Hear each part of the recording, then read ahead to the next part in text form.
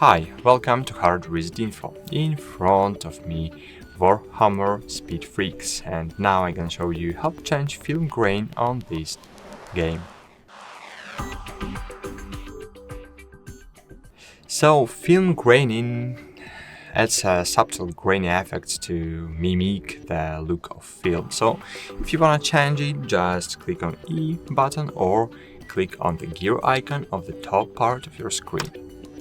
Afterwards, click Settings, and here just scroll down and find here Film Grain.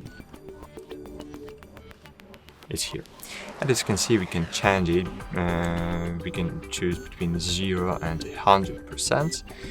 So as you can see, it adds a subtle film grain to the image.